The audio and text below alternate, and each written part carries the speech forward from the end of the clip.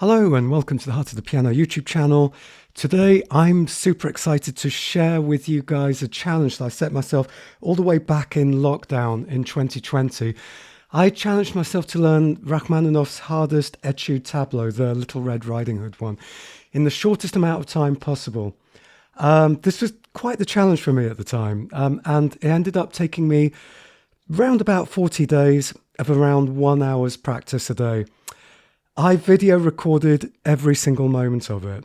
So before I show you some of the footage, here's a sneak peek from around day 40 of me playing some of the most challenging stuff in the middle section of the piece.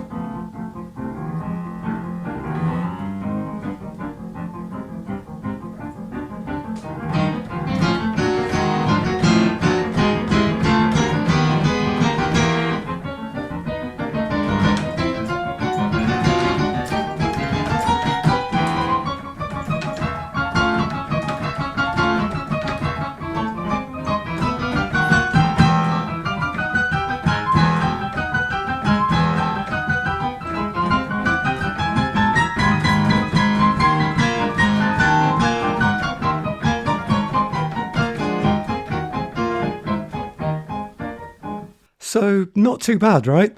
But it didn't start out that way. Oh, now the fun begins. Oh my god. Oh boy.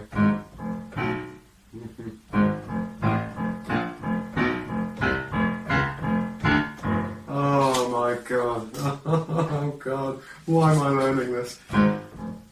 So in this video, I'm going to show you day one of my 40-day journey.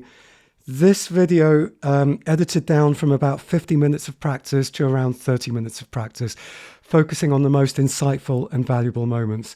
So you might think that watching a pianist practicing might not be the most riveting way to spend your time, but especially on YouTube, which often encourages quite short attention spans. But this video and these videos have the potential to really transform how you approach practicing, making it possible to achieve rapid progress that you might not have thought possible. You will see me regularly explaining my thought processes and strategies as I struggle, problem solve, and eventually conquer this intimidatingly challenging piece. So these are not just practice videos. They're a deep dive into the psychology and strategy of mastering challenging pieces. By watching, you're going to gain insights into effective practice techniques and psychological skills that you can apply to your own learning. This kind of footage is something very rarely shared in the piano world. Most pianists wouldn't dare to show their early practice stages, fearing judgments like, "Oh my God, they're so bad." It's quite vulnerable, but I believe there's immense value in exposing the entire learning process, especially from the very messy start to the polished finish. This helps aspiring pianists understand how real progress happens. You'll see just how important it is that the quickest way to master any complex piece is to start patiently and slowly.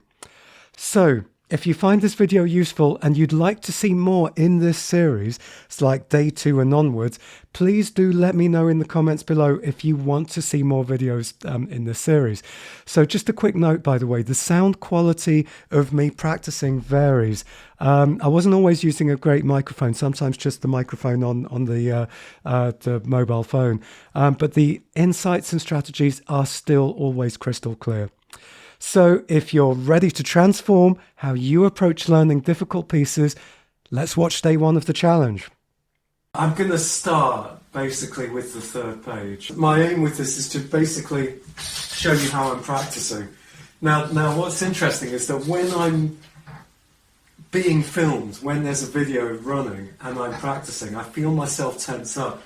And a lot of, I think, how to practice effectively is the practice of certain mindsets, and the mindset is to be very, very patient and non-judgmental. Judgment is the enemy, impatience is the enemy.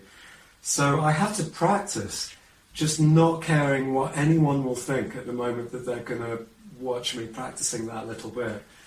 and to basically just feel safe and without the voice going, oh, that was bad, that was, just enjoying it, just loving it. And it's interesting because what I want to do at the moment, I've got several pieces that I want to learn as quickly as possible, as quickly and efficiently as possible. And I have a feeling that having a video on me all the time is going to make that happen, paradoxically, by going a lot slower and a lot more patiently. And I really want to get this learned, and it's going to take forever. It just feels like a giant mountain. Especially, some of the videos that have really inspired me was like that. I'm not a fan of Valentina Lisitsa, but her recording of this, her video recording of this, which is, I think, one of the ones that made her famous, is wow, just wow. So there's a lot of high talents that have inspired me to learn this that are just like, pfft. And I hope that this is inspiring for my students, because it's going to show them that in the beginning, something is just as difficult for me as it is for them, and how you just break it down. You break it down and you just have a lot of patience and a lot of love for it. You're never just bashing away at notes, but you're looking for how to love and appreciate it. So, yeah, I'm going to start with... so normally I go through and do all the fingering. This piece in particular is probably better that I just do fingering as and when that I get to stuff. And to be honest, most of it doesn't really give you much of a choice because the stretches are so big. It's not like you can choose a lot of different fingerings. So, yeah, anyway. Oh, it's here. Wrong ledger line. So I'm already thinking about articulations for this bit. Accent, staccato. But I don't think it's... I think it's accent short. And it's pianissimo. So it's pianissimo.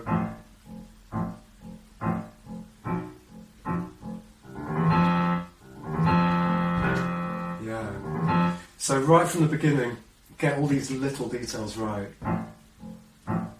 And I can feel myself tense up. I can feel tension in that. And then what am I bringing out, the A or the F? Maybe the A, because it's going up to the B. In fact, I'm going to play without the F.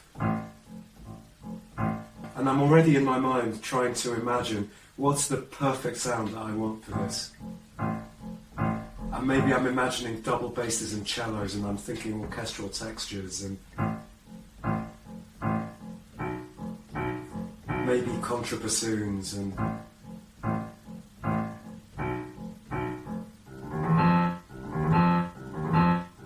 it's going to be tricky.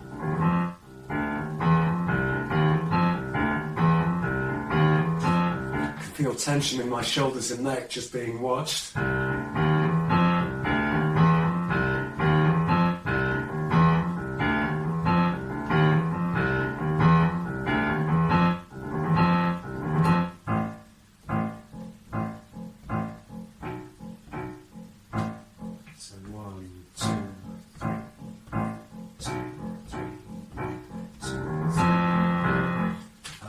Nothing's on the first beat. 3, 1, 2, 3, 1, 2, 3.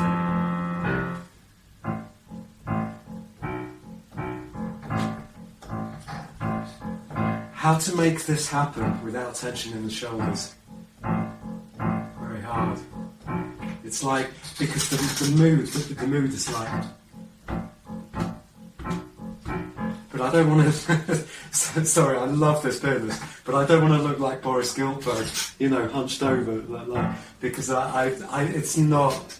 I love the way that he plays, and I love the way it sounds in recordings, but I don't think that's the best way to communicate live, and it feels uncomfortable for me personally. I'm looking for how to get the sound. Although I think there will be an element of this danger, hunched, because the music has a lot of darkness and danger in it, so maybe a little bit of it. But I don't want to have to contort my body to get that feeling.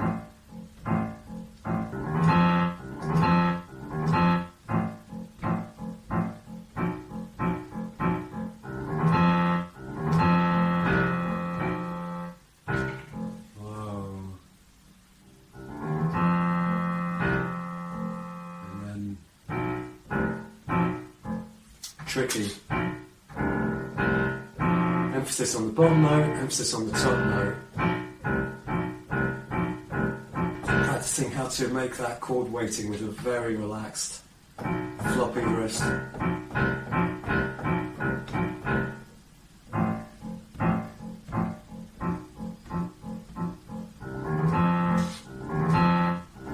I think it can have a bit of rush.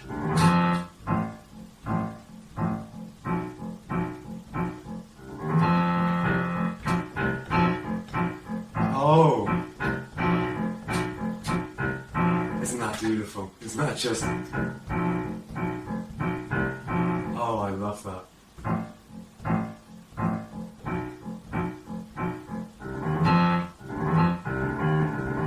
That's where the weakness is.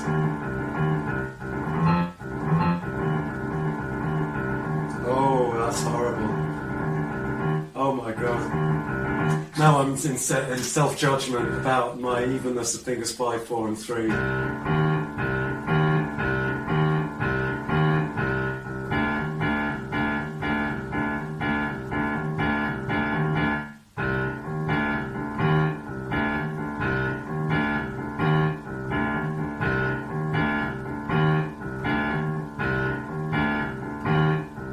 I had no idea I had such a weakness doing that.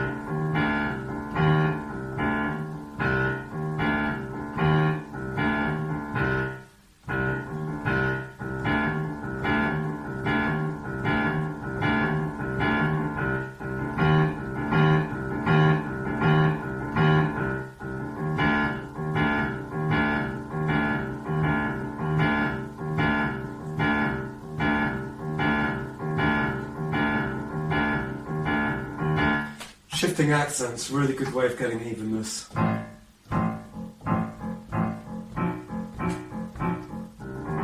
Oh, so much better.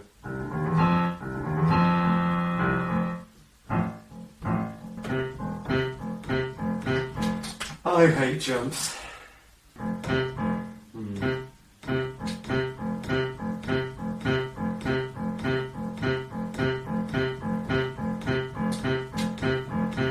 Feeling into my whole arm, feeling all my arm, just seeing if it's relaxed, if there's anything I can do in my movement to make that feel easier.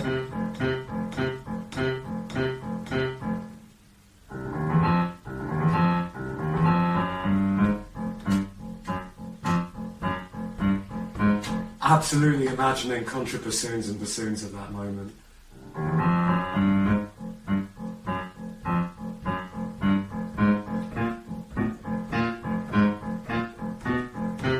Needs a lot of relaxation. Without relaxation, the right notes don't happen.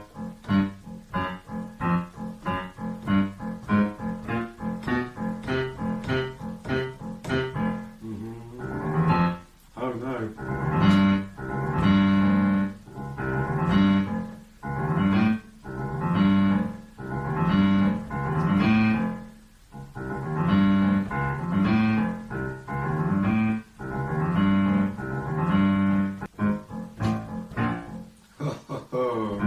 Now the fun begins. Oh my god. Probably have to practice really exaggerated motions of my wrist. Oh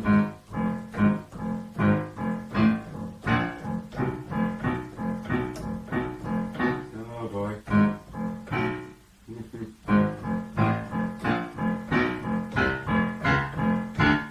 Oh my god.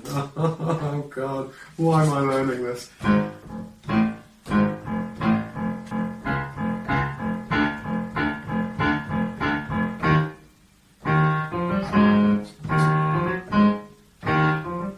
It's awkward. Yeah. Oh my god. Oh, that's horrible.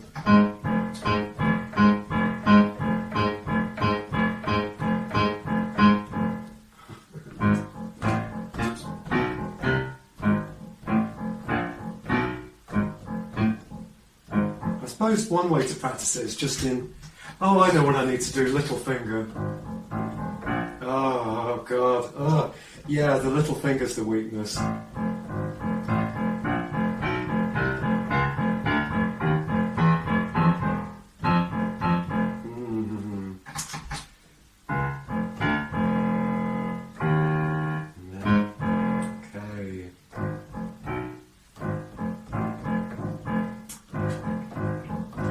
Just that is hard. That's really hard.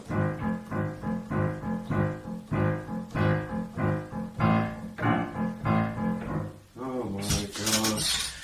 Right, what am I... So, a lot of the time, and I was describing this in the other video, something feels hard. Rather than just keep trying to do it over and over and over again till by magic it's easy. Repetition doesn't always fix stuff, which is I think something that my students do. They just try and repeat it over and over. So I'll be trying to experiment with different ways, different angles to have my little finger, different angles of my wrist, different ways of moving the wrist, the arm, the hand, until I find something that just feels easier. Like, do I want my little finger flatter so that it hits more of the key? Do I want it rounder? Do I just need to be more precise with it? Do I move the wrist? Do I you know, there's an infinite number of combinations of how the whole body moves until I find some way that this is just going to feel easier. And the problem is the little finger, it's very weak.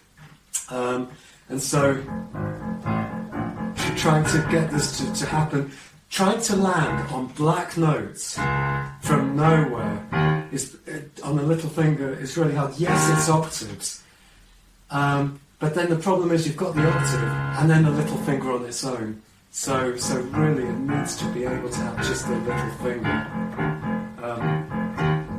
That's a hard one, because if you can do that, then you can do.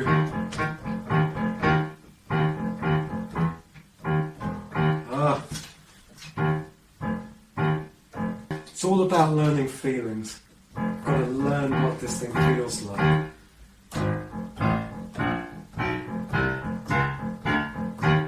And then, so what is it? Yeah, is it?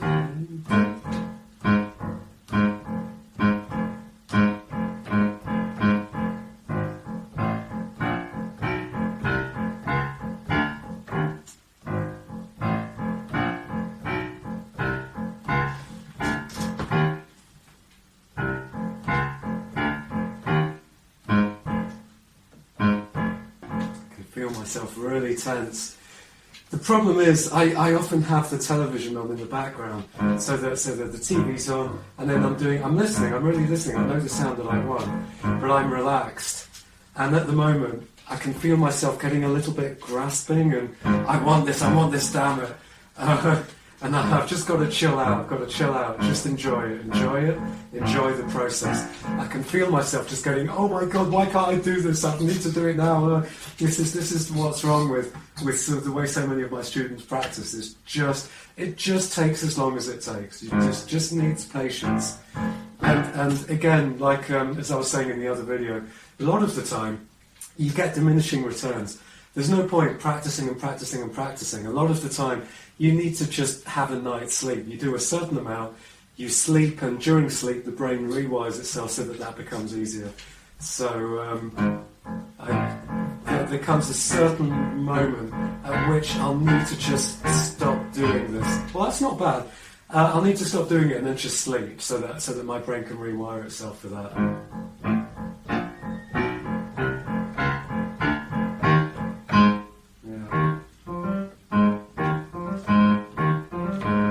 Play that over here, or do I need to come all the way back here? I think that's too much movement.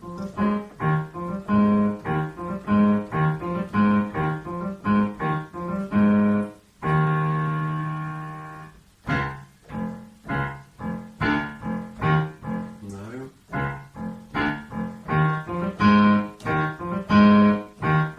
It's going to have to be up here.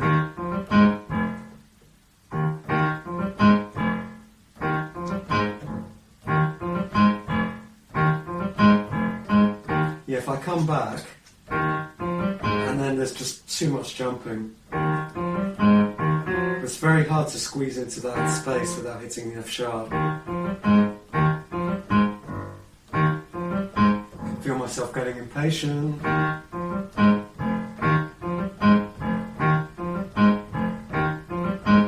And the more I can hear these things, if I'm just trying to hit the right key, I won't hit it. I've got to hear dun dun dun dun boom. I must hear it in my head. And And when I can hear it, I've got way more chance of getting it. All the different harmonies that this goes to, it's so weird and not quite tonal, and weird things to get in your ears. Oh my god. Oh god. Anyway, right hand. So.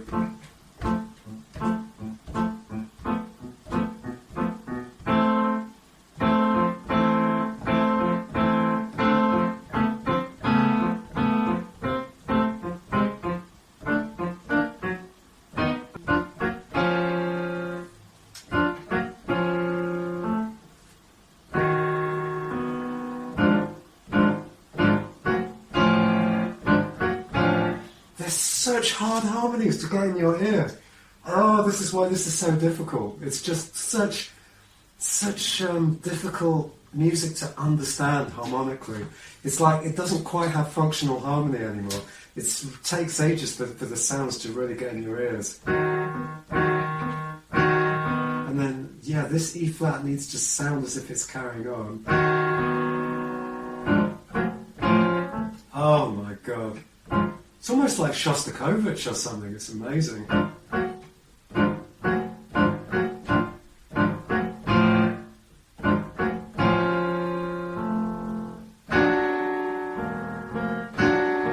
Oh, it's amazing. No?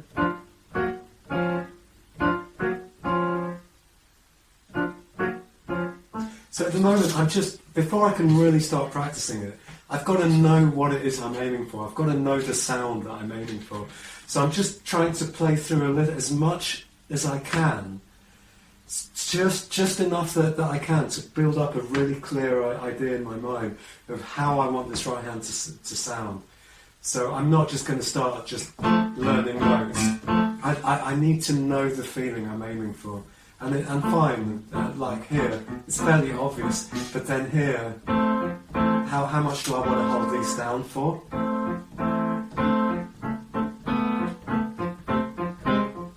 And then I need to have a bigger picture. I need to have a larger picture of what's going on here. And I don't just want to do it the way that other people have played it. So this means that at the moment, I'm kind of going through it not in a very rigorous way technically, but I just need to know. I'm building my ear of what I want with it.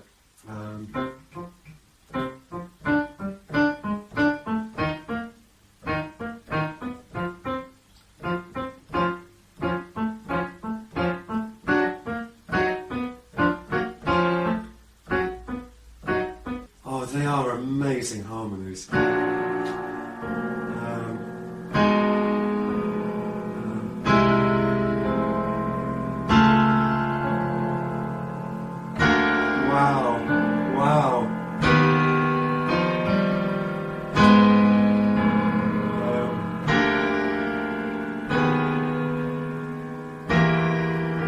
Yeah, God, no wonder this is so hard. Beautiful sounds, but what is this harmony? Maybe I need to just spend a while really getting used to. I know.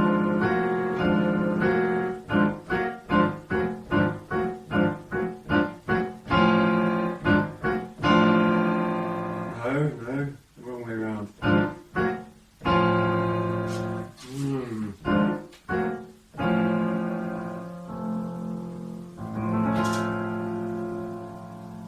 Lovely augmented harmony. That's what's going on here.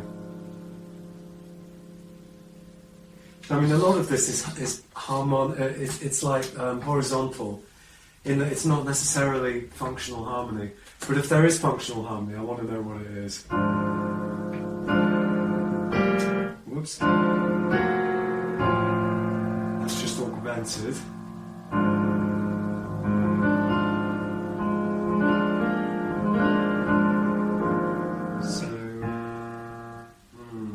I need to understand, before I can start learning it, I need to understand what he's doing. I need to understand this on the compositional level. So I'm actually, right now, I'm going to abandon I'm going to abandon all the technical stuff that I felt I needed as the first step. And I'm going to try and look at this from a composer's lens and just go, what's he doing? We're clearly in F major.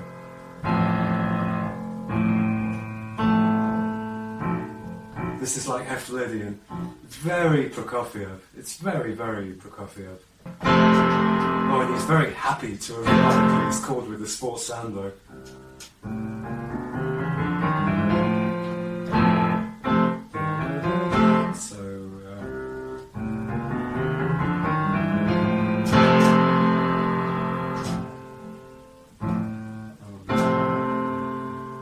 Does that need a middle pedal? It's going to need a middle pedal, isn't it?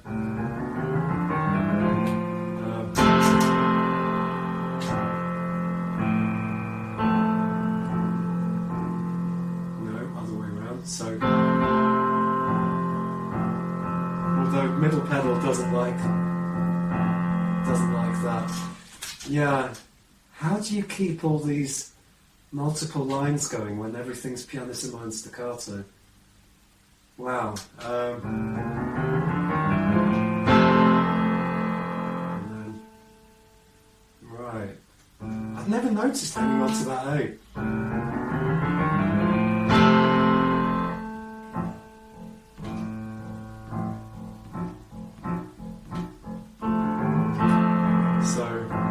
Lydian, and then a bebop scale. I don't think Rachmaninov meant it as a bebop scale there.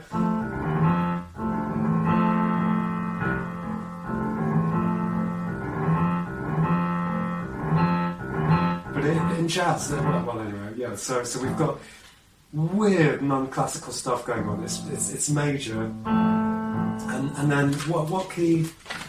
It's in A minor, yeah.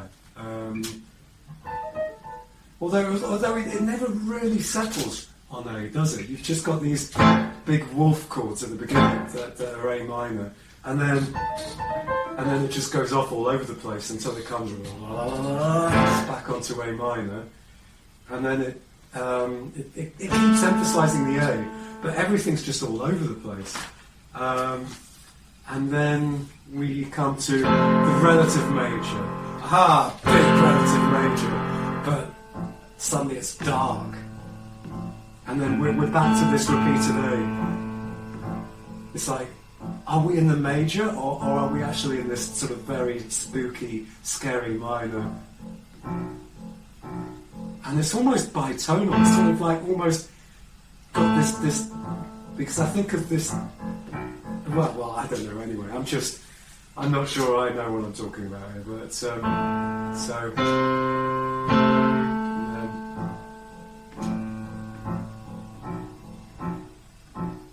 yeah, I think in some ways there is half of my brain hears this in F major, and half of it is being pulled back to A minor. So it's either Lydian, or this is just like the 2 of the A minor anyway.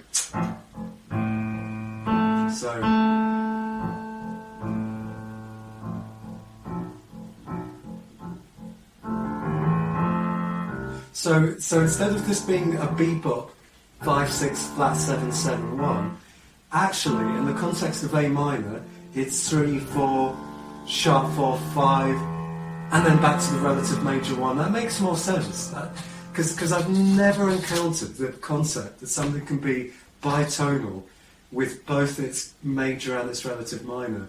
But in some ways I think that's what's going on here anyway.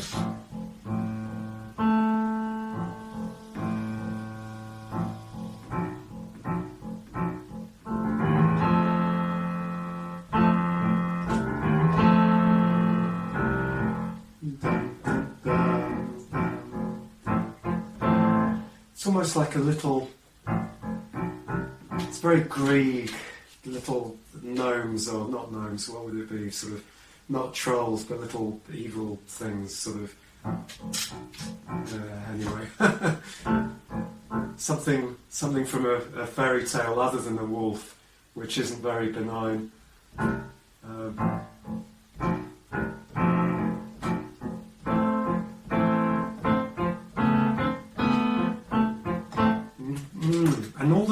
goes off. None of the rhythm.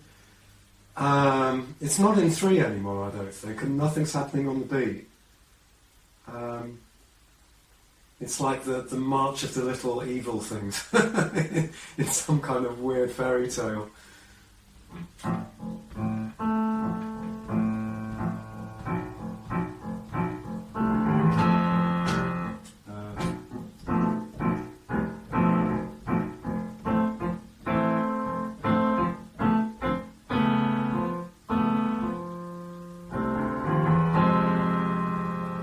Ooh, now F minor. And he wants that there little hairpin with a bite. Yeah. And now it takes away any ambiguity. So we've got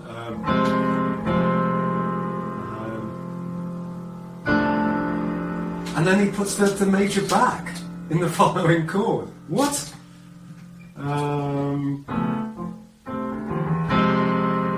And then puts it back. Wow. And then goes, and then you've got this line. So you've got.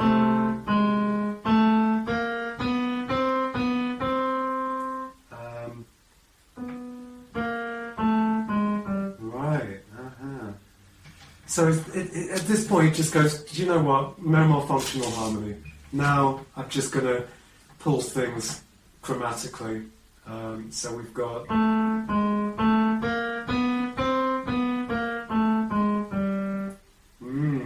So we've got. And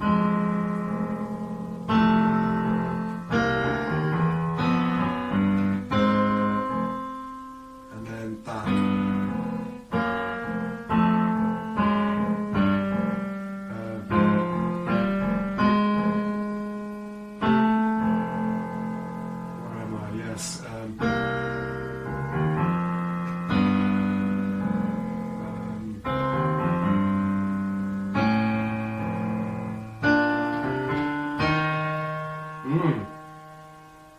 And then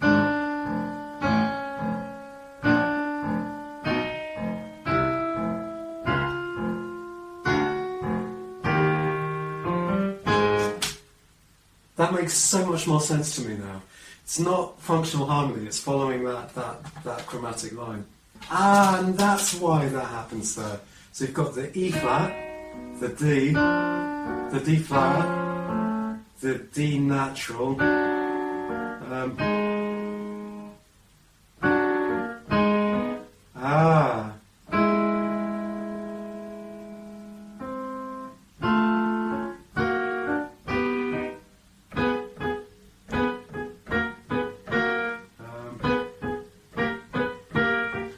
Rachmaninov was mad when he wrote this. It's amazing, but wow, this is like really not tonal in the functional sense. And I know he wants this tune emphasised, but I'm much more interested in.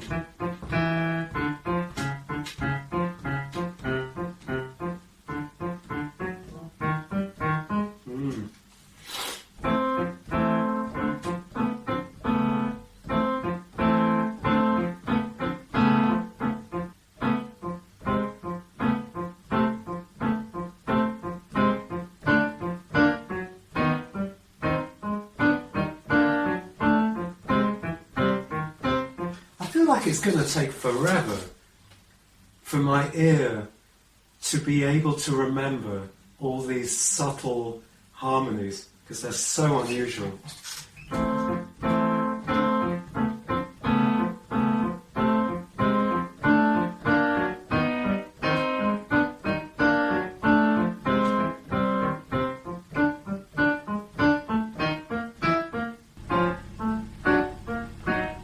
Such an exciting sequence.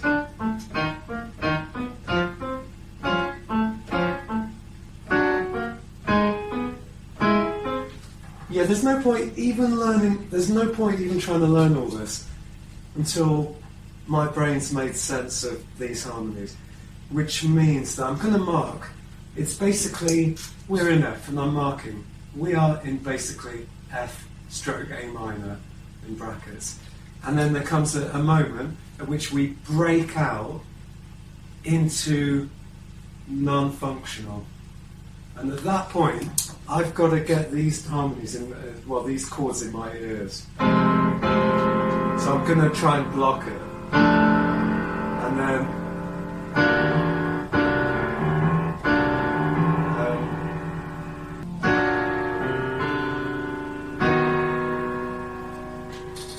suddenly almost becomes tonal there.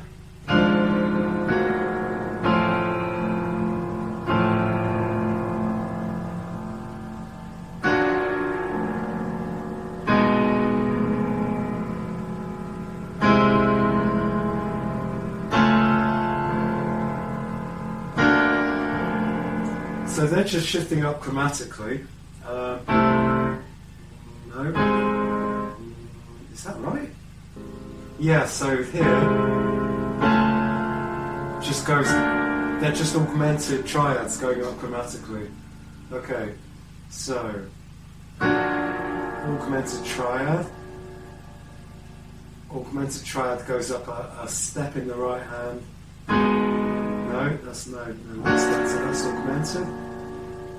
Then we've got minor-ish. Augmented, augmented, augmented, augmented.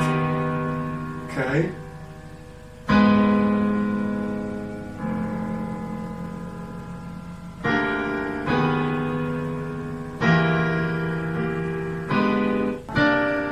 No wonder this is so hard. Oh my god.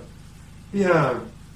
I'm pleased I'm taking the time to really get my ears around this. It's not just hitting the notes, it's actually getting my ears used to all these harmonies. It's fine when you hear someone just going da da da da da da da, but when you're playing it, I want to understand it. I want to know what is going on. And on first listen, it's not that obvious what's going on. Certainly not in a functional harmony way, because there isn't functional harmony in the normal sense. So yeah, we've got no, a bit too jazz. And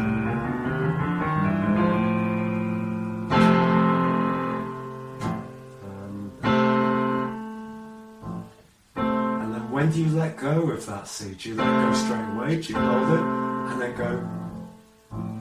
Yeah, tricky.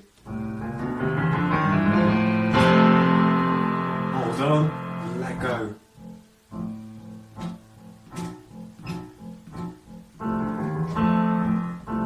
So later I'm going to work on my articulation. For the moment, I just want to understand it. Little evil elves or whatever.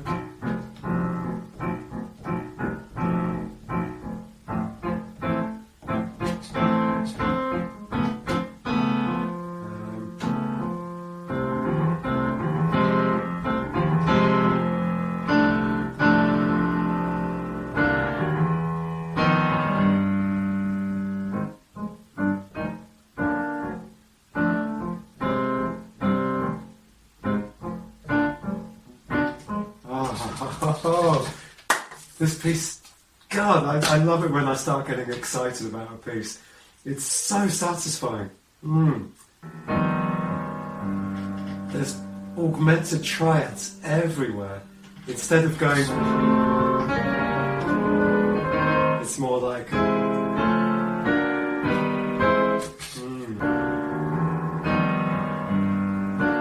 think what I need to do, I need to learn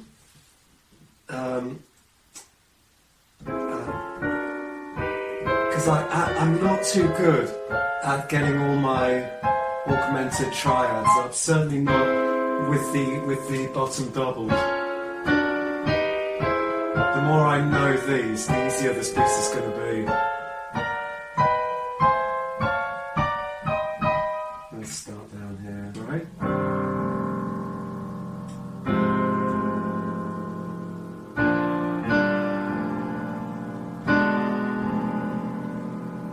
Reminds me of Live and Let Die from the Bond film.